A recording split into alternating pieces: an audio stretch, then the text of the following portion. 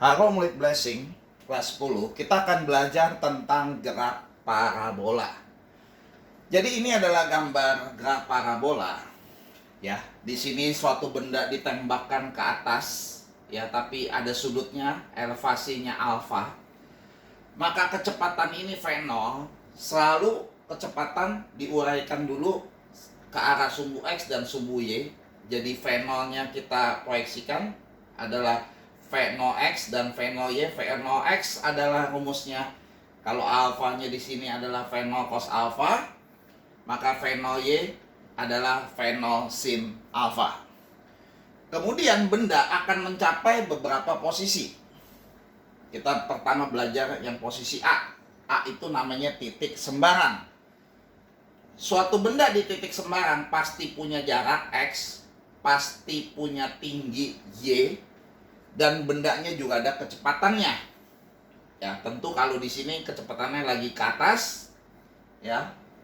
Di sini kecepatannya karena miring bisa diproyeksikan kecepatan di sumbu X dan kecepatan di sumbu Y. Nah, ada beberapa rumus yang kita mesti pelajari. Di titik A, kalau mau menghitung jarak yang ditempuh X-nya adalah V0x dikali T. Sedangkan V0x tadi kita udah tahu V0 cos alfa tinggal dikali T. Nah, bagaimana dengan Y ketinggiannya? Rumusnya V0YT min setengah GT kuadrat. Bagaimana kalau mau hitung kecepatannya di titik A, yaitu VA? Rumus VA adalah akar Vx si A kuadrat tambah Vy kuadrat si A. Sedangkan Vx selalu akan sama dengan selalu V0x.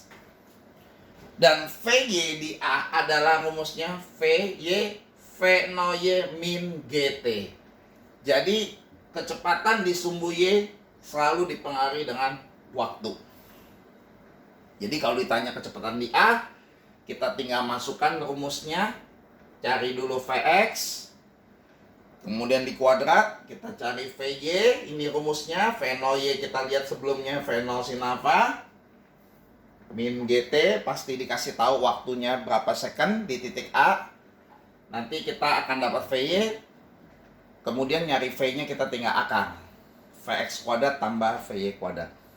Nah, ada titik-titik spesial yang sering ditanyakan di soal adalah B, titik tertinggi.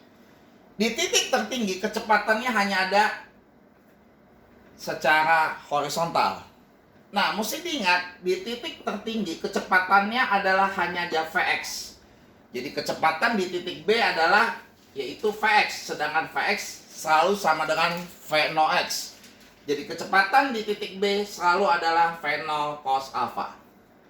Nah, ada beberapa hal yang kita mesti ketahui di titik tertinggi. Pertama, Vy adalah 0. Kenapa? Karena benda sudah mencapai tertinggi, nggak mungkin naik lagi. Makanya kecepatan di sumbu Y 0. Jadi selalu perhitungannya dari sini. Dari sini nanti kita bisa dapat rumusnya ke bawah. Ya. Nah, Vy tadi kita udah belajar, rumus Vy adalah selalu V0y min GT. V0y min GT. Sedangkan V0y sendiri adalah V0 sin alfa min GT.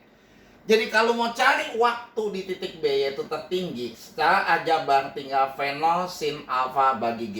Ini rumus cepat yang kita mesti hafalkan. Kemudian bagaimana mau cari X di B? X-nya berapa nih? Kita tinggal masukin X di B adalah X, rumusnya adalah V0x kali T. Ya.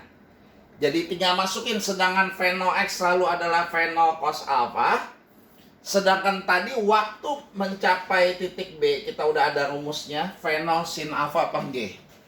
Kalau kita kalikan dan sederhanakan, nanti secara trigonometri kelas 11 kita akan mendapat rumusnya bahwa X si B adalah V0 kuadrat sin 2 alfa per 2G, atau rumusnya 2 V0 kuadrat sin alfa cos alfa per 2G. Ini rumus yang kita mesti hafal. Bagaimana dengan ketinggian, tinggi maksimum yang dicapai B? Kita masukin lagi. Sedangkan rumus Y adalah tadi kita hitung V0y kali T. min setengah GT kuadrat. V0 Y adalah tadi kita udah masukkan V0 sin alfa. Sedangkan T-nya ini min setengah G, T-nya ini kuadrat.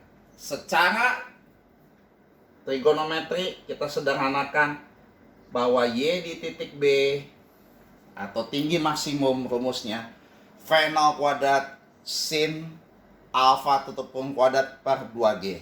Ini rumus mesti kita hafal, jadi tidak perlu kita turunkan ya. Jadi titik B mesti ingat, waktu tertinggi mesti dihafal, jaraknya secara sumbu X berapa, dan ketinggian maksimumnya berapa. Setelah kita menguasai ini, kita tinggal lihat titik C. Titik C adalah titik tentu terjauh.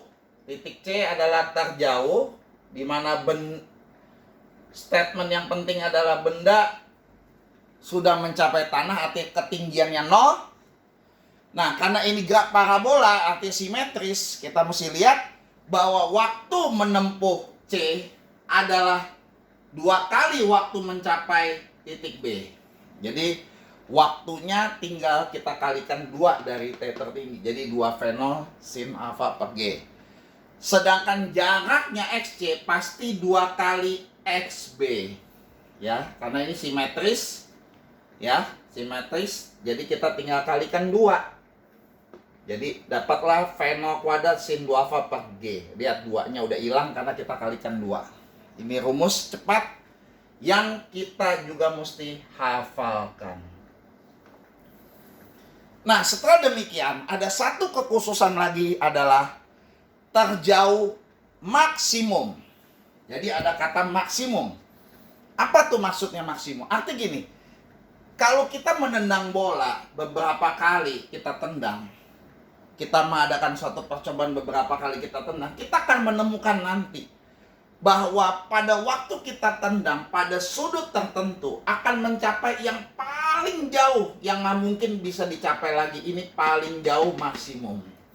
Nah, untuk paling jauh maksimum, ternyata sudut yang kamu harus pakai antara kecepatan awal dengan sumbu X mula-mula harus membentuk sudut 45 derajat.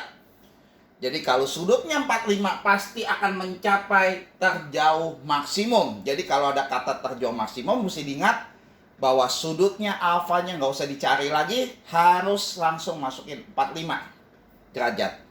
Dan bagaimana jaraknya? Rumus singkatnya adalah V0 kuadrat per G.